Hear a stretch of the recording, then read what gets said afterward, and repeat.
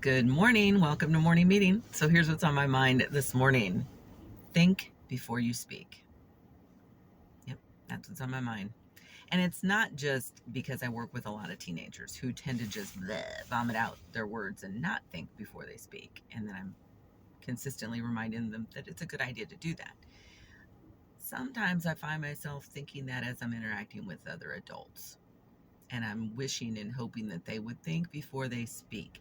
And let's keep in mind that I'm not just saying verbal when you speak, because if you're like me, it's all over your face too. So you're speaking volumes with your facial expressions and your overall body language. So think before you speak is hugely important.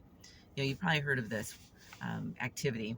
It may have been done with you when you were in school, or it may have been done with one of your kids.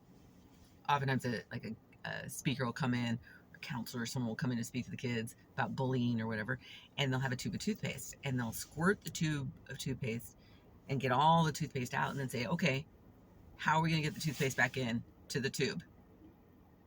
And everybody's looking around like, well, you can't. Exactly. You can't. And that's what happens when we're speaking without thinking.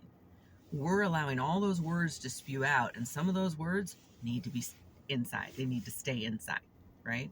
Or they need to be presented a little bit differently, because we can't take them back. We just can't take them back.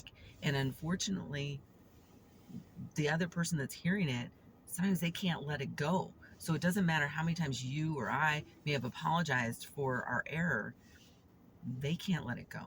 And it's easy to go, oh, but that's their problem. But is it though?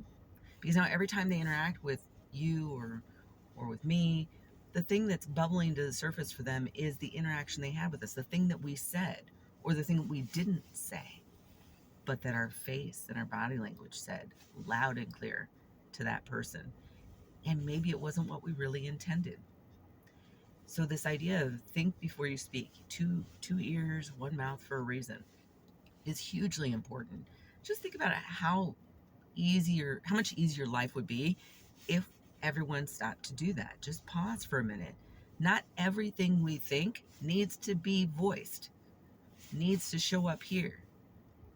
Sometimes that's what journaling can help you do, right? You sit and you just write it all out, and then you realize, oh, I don't actually need to address this with that person. I don't. This was really about me. I can let this go, and they don't need to hear it. So here's what I encourage you to do today as you're walking around through the world and going in and out of spaces.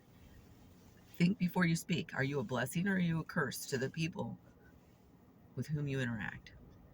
And it doesn't matter who the person is. Are you a blessing or a curse?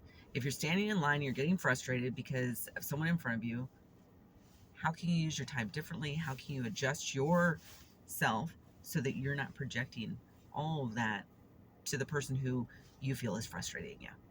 How can you do that? And you're not alone. It's not like I'm perfect. I'm not. I have my challenges too. So today, let's all try that. Think before we speak. See you later.